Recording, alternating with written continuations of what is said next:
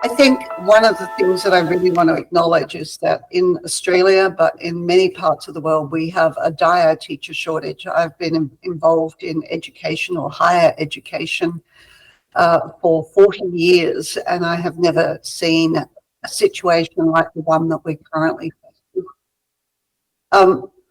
We also have either declining student results, and there's a lot in our media about how student results are going down. There was a very good paper by Sally Larson published recently that showed that, in fact, Australia's results are not going down except in PISA. So in PIRLS, in TIMS, and in NAPLAN data, students are pretty much holding steady. But it really does depend on the nature of the evidence that's been used there and how it's been analysed. But the reality is that students' results in Australia, at least, do not seem to be going up. There's a really grave concern about equity, given that we have been talking about equity since at least the 1970s in Australia.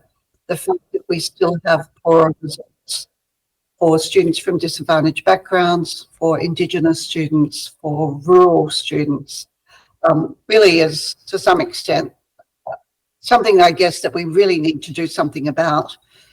And more recently, there's a lot of talk about poor engagement from students and poor behaviour, not only from students, but actually from their parents as well. So that's the context in which we're working. And to address this context, I guess I really want us to think comprehensively about how we understand what is good teaching, how we build teachers' capacities to deliver good teaching, and how we can actually improve outcomes from schooling for all students. And I think at the core of this work is the reality that teachers make a difference, and it's teachers in the end that change what happens in classrooms. We have to be mindful of the context, but I'm very interested in what teachers can do. In Australia, as in many parts of the world, pedagogy ends up being narrowly understood as a set of teaching skills when it is so much more than the act of teaching. And we also argue in this chapter that teaching ends up being treated, if you like, or fabricated as routinized, mundane, and predictable. Teachers primarily go through the motions of giving information and controlling behaviour, so much so that it ends up becoming what teachers do, what students expect, and what parents, the community, and the general public more broadly assume teaching to be. To this end, we developed in 2003, so more than 20 years ago, this thing we call the quality teaching model. It's a comprehensive model of pedagogy that honours the complexity of teaching. It has its origins in Fred Newman's work from the University of Wisconsin-Madison on authentic pedagogy, but other things that we have tried here in Australia. We argue the quality teaching model has three dimensions. There must be high intellectual quality, where we're really trying to help students develop a deep understanding of important knowledge. And those words are very deliberately chosen. It's not just all knowledge, but important knowledge. We must ensure positive classrooms that boost student learning, and we must connect learning to students' lives and the wider world. What we argue is that historically in education, we've done one of these at the expense of the others. We might do highly significant experiential work, but the intellectual quality might not be there. Or we might do intellectual quality with such rigour that students are afraid to make mistakes. And so the quality learning environment isn't there, and so on. We argue that all three dimensions need to be kept high simultaneously in every lesson. To elaborate the three dimensions, we have 6 elements of practice that sit underneath. So in total, this model has 18 elements of practice. What you notice about this is these are not teaching skills like good questioning and giving feedback.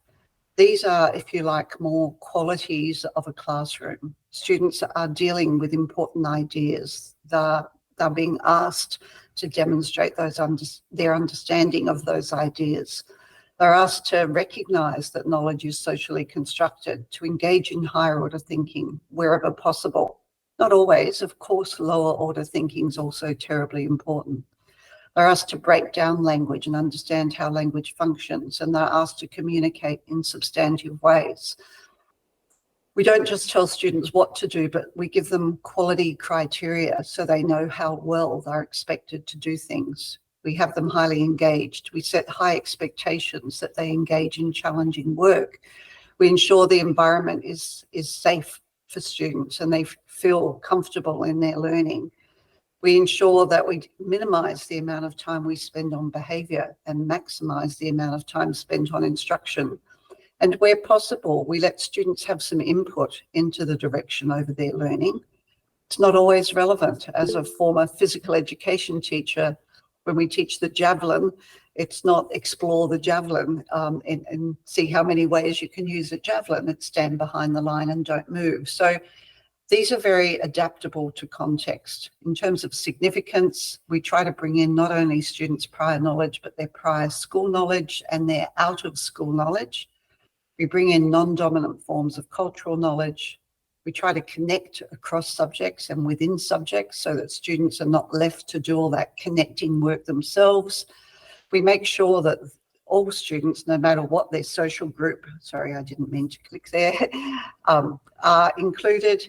We connect their learning to their lives outside of school, and we use stories to help learning come to life. So what this model does is it treats teaching very comprehensively. It deals with how we treat knowledge, how we treat students, and how they treat each other. It deals with behaviour issues, equity issues, and so on.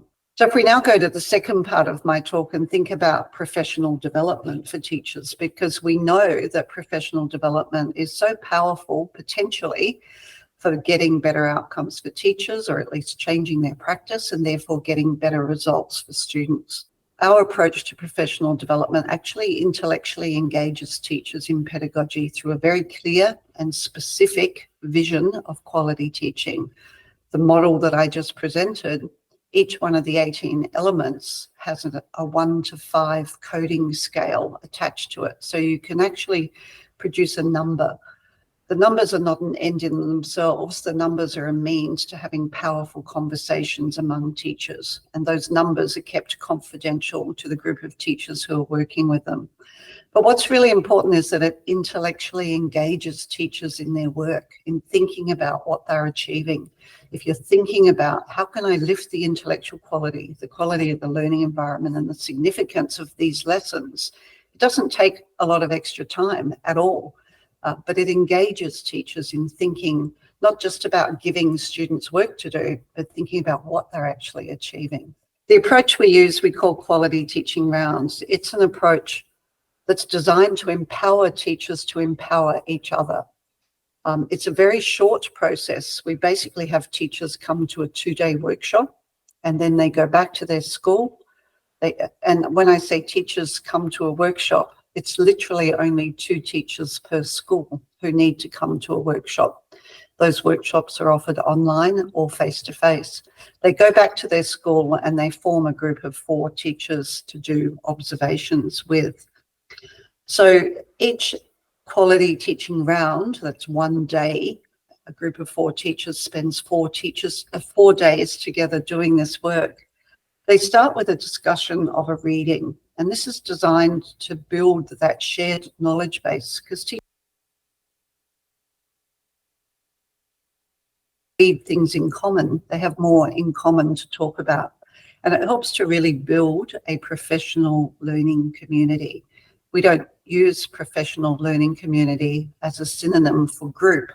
It's about actually being professional and learning together in a really communal way. When I say reading, it can be an academic paper, it can be a professional paper, a news item, it can be a TED talk, a YouTube clip, it can be anything, but it's teachers select these themselves and they don't have to relate to the lesson. It's just about dealing with some educational knowledge together. They then go and observe 1 member teach a lesson. We always watch whole lessons because we believe it's much more respectful of teachers and of the teaching learning process to watch whole lessons. Everyone then codes the lesson on the 18 elements of the QT model using the 1 to 5 coding system.